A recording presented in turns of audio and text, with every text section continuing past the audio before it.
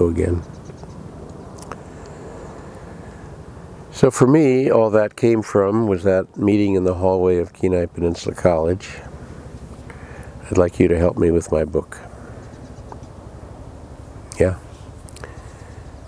So the trick in life, not trick, but one of the principles of life is you got to recognize important opportunities when they avail themselves. And because that's how you change the world.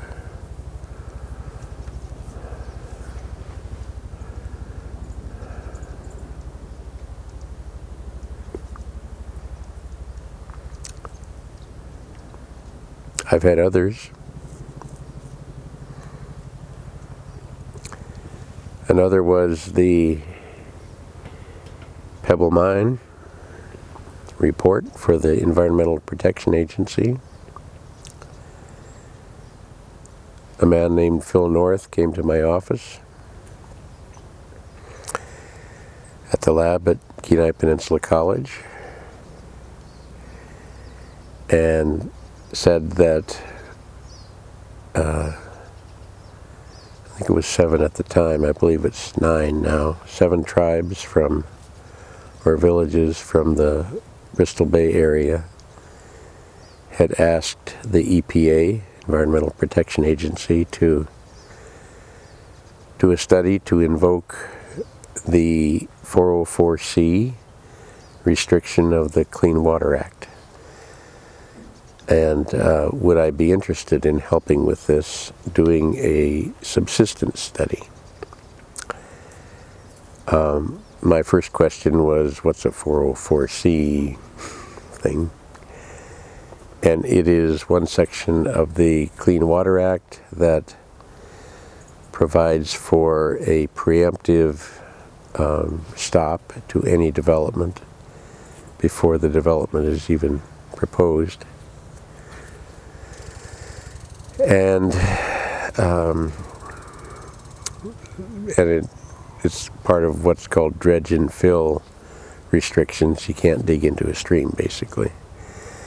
And of course, in this case, it was a salmon stream, that one of the major salmon, wild salmon stream systems in the world, the last major wild salmon systems in the world, the Nushagak, Kvichak, Mulchatna drainages. And he said, his man who came to my office, his name was Phil North, and he was familiar with, of course, the regulations, and he was familiar with Bristol Bay because his uncle had owned a cannery in Kenai and in, I believe, had one in Bristol Bay as well.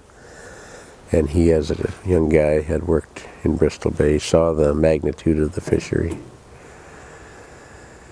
So, would you be interested in writing a document for the EPA? And I kind of said, I don't know, it was one of those things where I knew this was going to be a very big deal. But I didn't really know how big. But I said, yes, of course. This is important. So as I thought about how to do that, I realized, so what Phil North had asked was about a 20-page summary of the work that the Subsistence Division of Fish and Game has done on how much salmon people eat and all that sort of thing, other subsistence foods. And I thought about it, and that's not good enough. So it's not just fish, it's the importance of salmon that has developed over these thousands of years to the social dimension and particularly the spiritual dimension. So I said, we're going to do it broader. We're going to make it broader because it's not just fish, it's the whole cultural dimension. The people of Bristol Bay in the Nushagak and Kvichak drainages have, as I kind of knew, but really began to know from interviewing 54 people in 8 villages, in their villages, that they had successfully made the transition from prehistory to the present, based on the same keystone species, salmon. Technology is different, of course. It's not spruce root nets or other types of nets and kayaks and so on. It's now modern technology, but the attitudes are the same, and the importance to the diet is the same. And that's a remarkable thing. That's a very, very remarkable thing. I do not believe, with the possible exception of the wild rice harvesters in northern Minnesota and Wisconsin, maybe in Michigan, upper Michigan, that's not happened anywhere, and maybe rare in the world for that matter, to have made that transition, and with many of the social and spiritual practices intact. So how to do this? So to introduce me to this, they brought me to Anchorage, to the EPA office in Anchorage, and we went on a conference call to about, I don't know, a lot of villages. The woman was reading them off. It was at least 40 or 50 villages. And I introduced myself in Denina.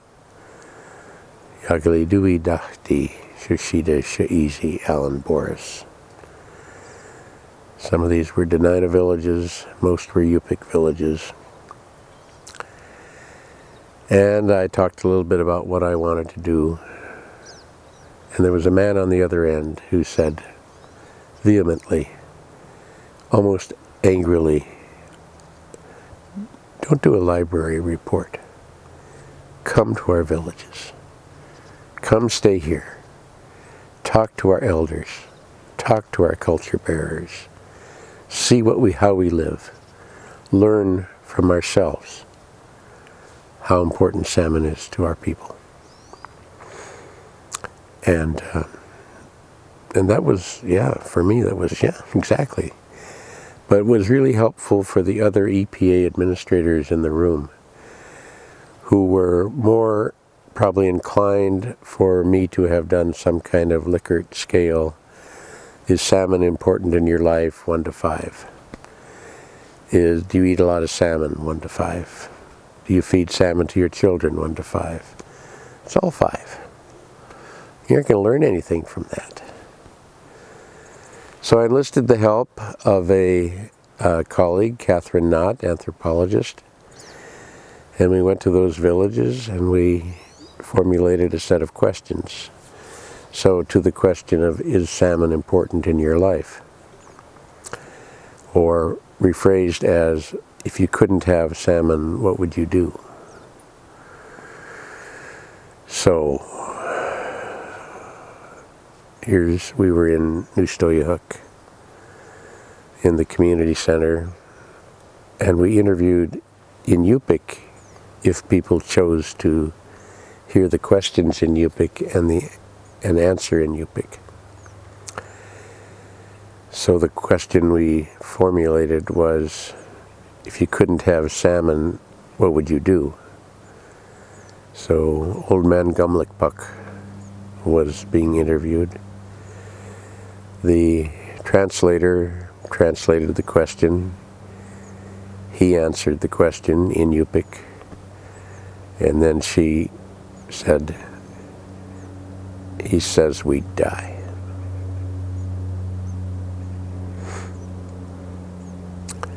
He didn't say, well, I guess we'd get beef.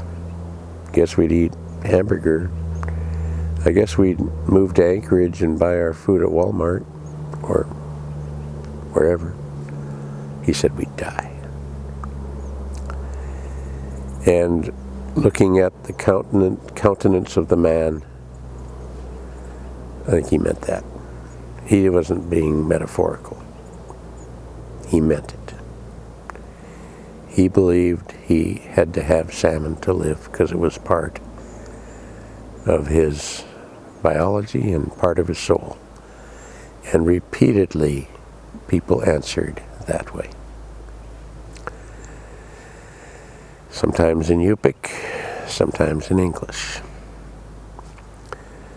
So that's, in a nutshell, what we tried to convey to the Environmental Protection Agency so they could convey it within their evaluation of the Pebble Mine.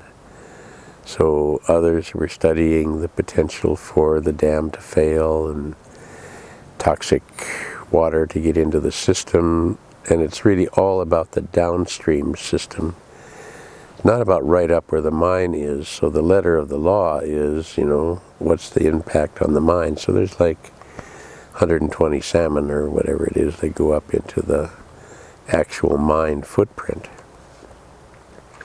It's the downstream effects that are the critical thing. So how would it affect the people? We'd die. Another word for it is genocide. So we tried to convey that. Didn't use that word because,